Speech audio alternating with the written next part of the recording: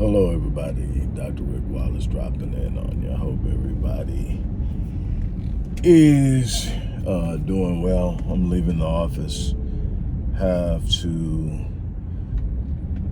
pick up the 16-year-old from school, and she probably has work today.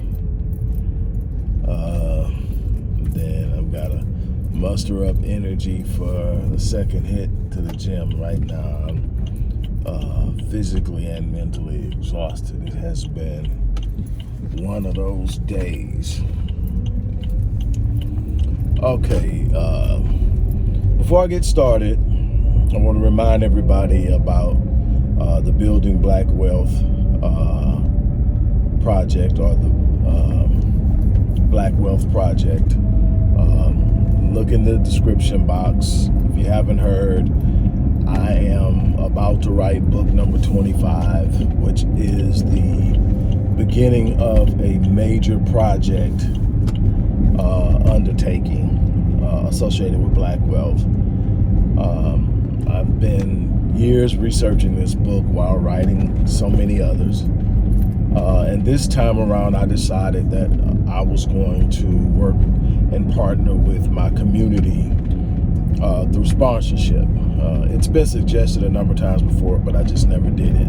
I just went ahead, financed it through and done all the work through my publishing company. But this time, I am definitely inviting the people in my community to be a part of it through sponsorship. Now, how the sponsorship works is you can sponsor the project with whatever amount you want. There's no minimum amount.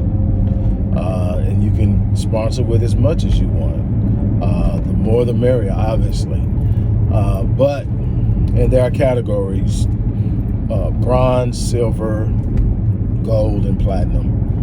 But no matter what your sponsorship, $1 or whatever, you are going to have your name published in the book, along with your own personal message or memorial to whoever you want to make it to. Whether you want to memorialize someone who's passed away, write a message of acknowledgement and love to your spouse, tell your kids how proud you are of them, or encourage them, and then give them the book and let them see their names in there. There's so many things that you can do. You can sponsor yourself. Now, if you do that, you get your name in the book, but if you sponsor $25 or more, you get the copy of the book signed. And if you sponsor $100 or more, you get a dedicated page, so your name is the only one on that page. All the information, you click the link, you'll be able to go to the page, watch the video, read it, understand why I'm doing what I'm doing, what it's really all about. It's so much more than what you would normally talk about when you talk about building wealth. I think when we're talking about numbers and history, I think Dr. Claude Anderson has done that. When you talk about investing and financial management, I think Dr. Boyce Watkins has done that. I'm talking about the entire encompassing notion of wealth building, what we've been working against since slavery, what mechanisms and machinations have been in place to ensure that we don't build wealth on a collective, massive level, what we need to do moving forward, the importance of, and there's a section in there that is important. It's a part where you teach the basics of finance to your children. I think it has to be something embedded or inculcated into their very psyche, just how you behave with money. And I think that all of these things, how we view money, how we act around money, our psychology towards money, our access to revenue and resources, what we do when we get it, so many different things, from the history to the mechanisms to the issues we have because we don't have a true economic foundation, and so much more. And you can be a part of that. So check that out. Now on to why I'm actually shooting this video, which is kind of funny to me, but not really. I've been hit like so many times in my inbox by people who have either had my email because they've dealt with me before, one way or another. Either they're my clients, or they came to me for counseling, or they did whatever.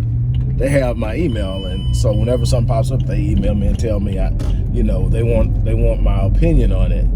And normally that's my cue to go do a video on it. Well, people have been hitting me up probably more than any other topic over the last week. And it's kind of crazy because this started a little bit before that, but for whatever reason, it's picked up some steam. And I think I know why. But PJ Washington, Brittany Renner. And when I first saw it, the reason it's taken me so long to respond to it is because when I first saw it, I said, nothing there. There's nothing there for me to talk about. And if you don't know what I'm talking about, is I'm not a person that solely jumps on something because it's hot and it will get likes, views, and shares and drive up my channel rating and get more subscribers, because the type of subscribers that those type of sensationalized posts get aren't the type of subscribers I want. I want subscribers who are really truly committed to getting things done in the Black community. And that means a slow building process, because everybody is not about that life. But after sitting there and looking at it for a while, so when I see something sensationalized or something that's just trending and hot, if I see a teaching moment in it, then I will get on it. I'll get on it and I'll talk about the teaching moment, which isn't what everybody else is probably talking about. Well, same thing here. In case you don't know who PJ Washington and Brittany Renner are, PJ Washington is an NBA player who went to the University of Kentucky and now plays for the Charlotte Hornets. Brittany Renner is a self-proclaimed Instagram model. Every time I say that word, my mouth gets dry. But this is the time and the era that we live in. The time and the era we live in, to where social media has created such a push and a pull that you need no talent, you need no force. It's not required that you have substance, that you bring value. It's just that you have to find some way to grab the attention of people with very short attention spans. And her call to fame is, quote unquote, by today's standards, she's attractive. I think a lot of that comes because of her complexion. She's a petite, shapely little lady who's been around for a while. She's not new. She's like damn near 30. And still her claim to fame is, I'm an Instagram model. Now, I'm about getting your paper, because you can talk all you want to about substance and character and all that stuff, and I think those are the important things. But if you don't have money, life will just be miserable. Life will just be miserable. And there's so much that you will want to do that you can't do, and there's so many ways you will be manipulated and handled by those who have the resources you want. So ultimately, having resources is important. Let's use some recent lingo, getting the bag. Brittany has made it very clear for the longest period of time, she's about getting that bag. This is the person who wrote a book about how to suck men in and how to set them up. This is a person who has openly on her Instagram page talked about how to reel in athletes to get the bag, because athletes are dumb. Now, for some reason, probably because he's young, for some reason, PJ Washington decided to ignore all that. And you got to really think about how deep this goes, because this guy married her and brought her around his family, got her pregnant, and literally 2 weeks after she gave birth, she secretly filed for divorce without him knowing it. And when he found out, he was being served. And so everybody's buzzing, everybody's dragging dude, because all the signs were there. And so Doc, what is the teaching moment? The teaching moment is you got to be real careful how you define what is truly a high value man or woman. Because if you're basing it off of them, quote unquote, being a proverbial 10, what the fuck ever that is, excuse my language, being a 10, I love how, because see, beauty is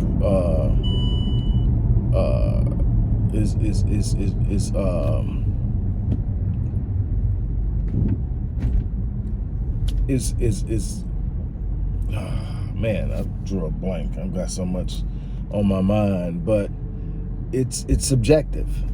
It's not the term I was looking for, but it's a relative term. That's what I was looking for. See, something that simple had just totally escaped me.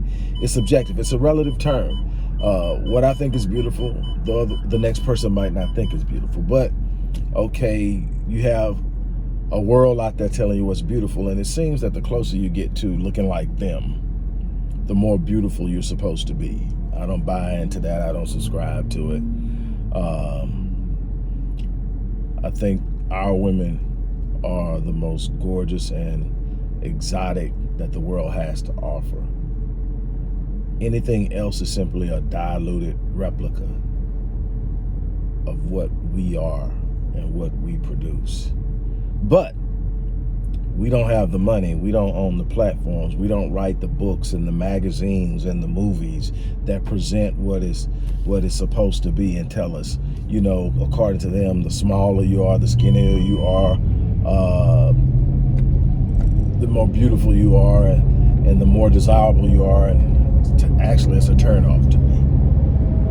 I'm not looking for anybody that's not healthy, but there's something about the curvature of a black woman and the beauty and depth of melanin, you know, and I'm not dogging my light-skinned sisters, but what I see gorgeous about my light-skinned sisters aren't their complexion. It's the variance of the nature, which still takes me to the darkness. The variation and the variance is still a part of the darkness. It's just the variance thereof. But anyway, I digress. Back to this thing. We have spent very little time socializing our young boys and our young girls to what it means to be a true black woman and a true black man. We are allowing external and exogenous forces and cultures to define manhood.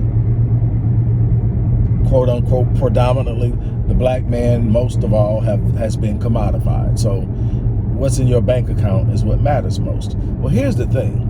Now, for my daughters, I'm looking for a man. We're gonna call him a high value man. You know, that's the term. We're gonna call him a high value man. So I want my daughter to end up with a high value man. So, and I have some gorgeous daughters, and I'm not just saying that because they're my babies. My babies are gorgeous, and so I have to watch these little chumps running around. You know, a couple of them married already, and thank God that they're still with their husbands. I mean, my oldest daughter's been with hers for 15 years.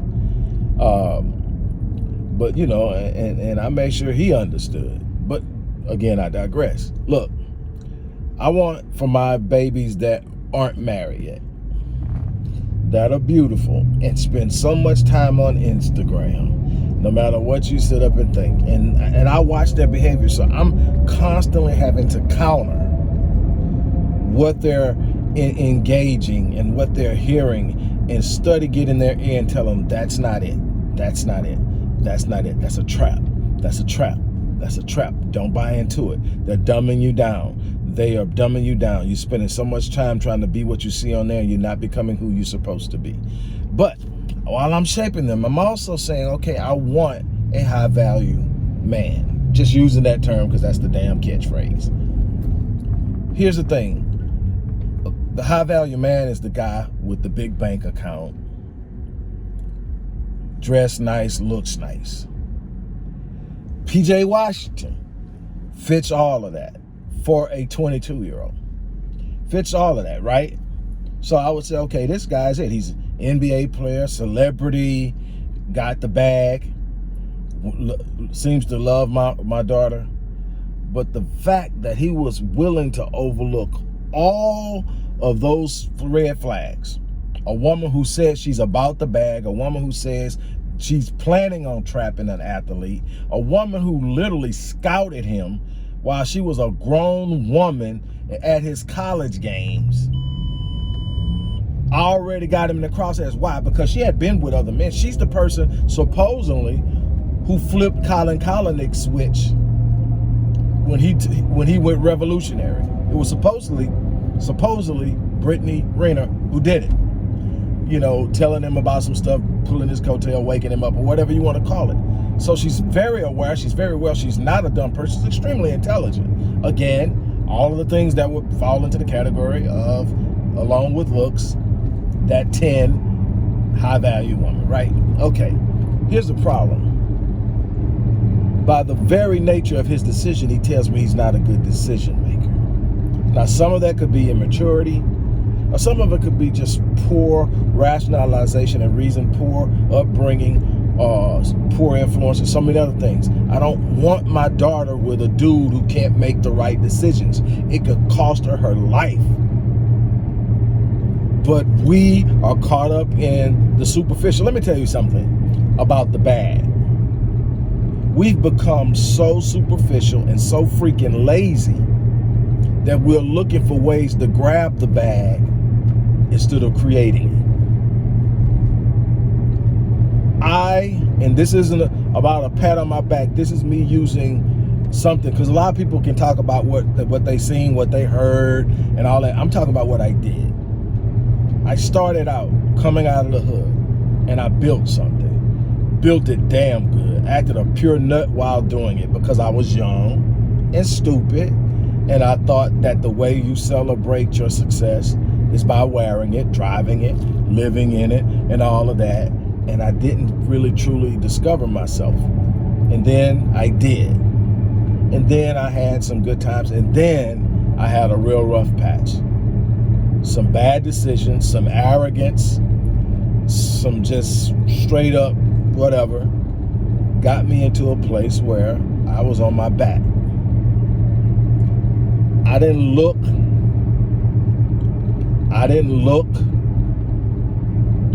for somebody to get the bag from. I didn't look for somebody to hustle. I didn't look for somebody to whatever. What did I do? I started from where I was, and I said, what do I have to offer the world that the world will pay me for? I said, what do I have to offer the world that the world will pay me for? But hey, I doubled down on the question because, you know, there are some superficial things you can bring the world that's hot today won't be hot tomorrow. Or in the instance of looks, you know, what is it that I have? You know, back then, you know, six-pack and all that. Obviously, not point blank right now. While I'm getting back in shape and I'm really happy about the progress I'm making, I'm not the person that I was when this went on. So if I was banking everything on the six-pack,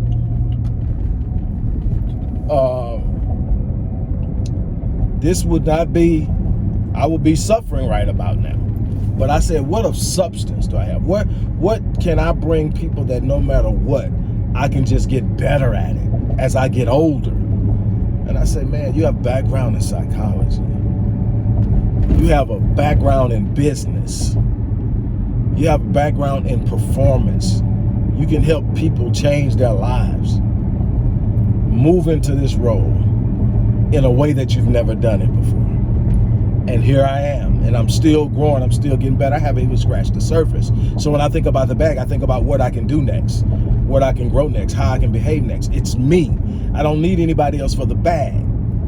But we got a whole bunch of people looking to grab the bag, snatch the bag, manipulate to get the bag, screw over people to have the bag. Now what she did is she went out and she talked about it. She said, young athletes don't wrap it up, so they're easy to trap. Go in, get the baby, get out. So that means is this woman, and I'm not gonna handle her in a negative way, because I think that that's just the way that we tend to act when we feel powerless. we go on the assaultive and we become disrespectful. I'm better than that, even if she isn't. So check this out.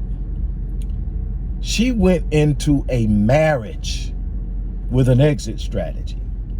You do that in business. In business, going into any business, no matter how much you love it, no matter how passionate you're about it, without an exit strategy, just turns your business into a glorified job. You've got to have an exit strategy so you're never feeling trapped by what you do. So I get that. But to go into a marriage with an exit strategy, man, I'm going in here to get something specific, then I'm getting out. She did that. He didn't see it coming. It was all the writing on the wall. One post I saw, a guy said, dude, you had an open book test and you failed. And that's what it amounts to. But this is somebody that on the surface would be considered high value. We need to change the definition of high value. We need to change the definition of what we're looking for in a woman. And I'm not saying don't be with someone you're not attracted to. But I'm saying first and foremost, we need to get out of the idea of letting the Eurocentric idea of what is be the guiding force on what we find attractive, what we consider classy, what we consider beautiful, what we consider professional. All of those things, we're judging one another based off of a Eurocentric idea of what is first and foremost. So how we see our women, how we see our men, we need to change that. We also need to expand and go deeper on the definition of what a high value man is. A high value man has to be more. I know a bunch of ignorant idiots with money. And I've heard some people say most guys with money have good core value. Hell no. Most guys with money simply know how to get money. That's the whole thing. You can get money.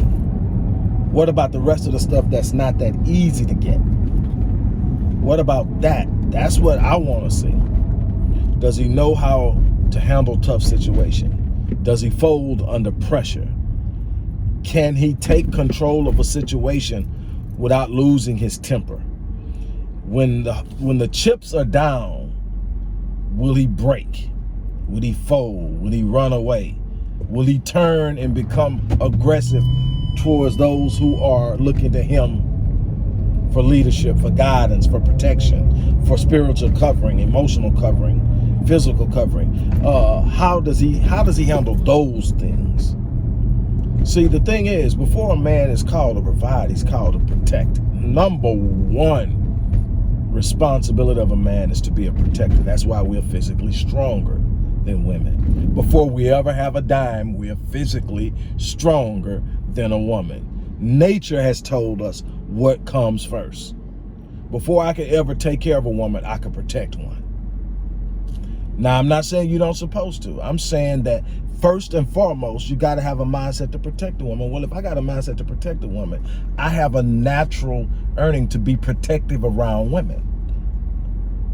Not just a woman, but women. It's a natural state of mind.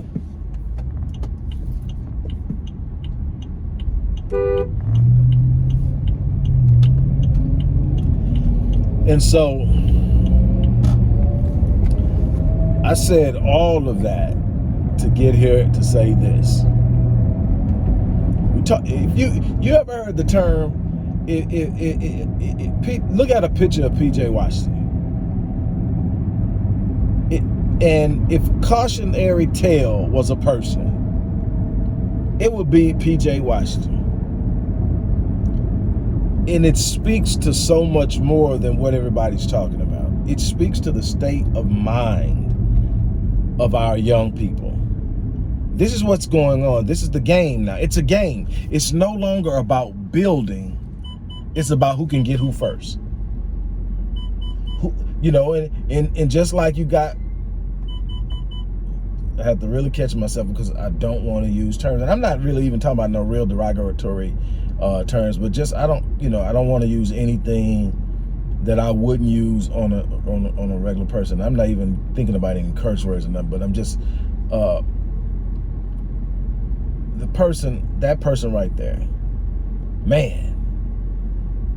But just like she is out there And there's a whole group of, she's not the only one. Man, I'm telling you, as a former athlete and as a person who spent a lot of time around celebrities and athletes over the course of my career, they're out there in the droves. And I'm from Houston, and if you've never been in sports, specifically sports, but also in the music industry, but definitely sports, you won't understand this, but Houston is the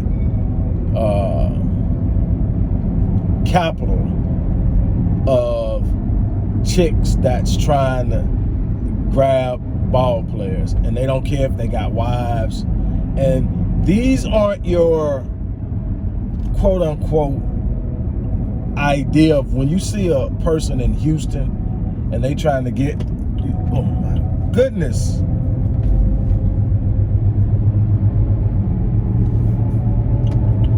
But when you see a person in Houston and they're trying to get at a dude, who's in town for a game, or in town for the Super Bowl, or in town for All-Star Weekend, all other stuff we have where people are just coming. When you see them and they're from Houston, these are people who are living pretty good themselves by themselves, gonna pull up in something nice, can afford to get backstage passes to whatever the freak is happening, and they're showing up and they got one goal in mind: who they gonna cuff. Some of them trying to cuff long term, some of them just need to be there long enough to get that turkey baster full, if you know what I mean. But let's not act like we don't have guys out there that are running a different type of game. How many can I bid? How many can I run game on and spit game on when I know that I'm not coming for the real, when I know I'm not going to really handle my business and do what they are expecting me to do? And they're going to expect if I could just put it on him, if I could just put it on him right, I'm that one. He gonna stay here. That's the same thing the last 15 or 20 said last week. Look, I'm being real with you. It's out there and it's real, and we need to do a better job of socializing our kids. I can't stress that enough. We need to do enough. We need to do way more in that area. And we do that. We work on it specifically. We do that at the Odyssey Project through Black Men Lead and Restoring Ghettos Forgotten Daughters. But in your home, you've got to have a process that you go through in preparing your daughter to be a woman, while simultaneously preparing her to know what to look for in a man. Same thing. You need to prepare your son to be a man. He needs to know about building. He needs to know about taking care of his own business, not looking at anybody to get him a free ride. He needs to know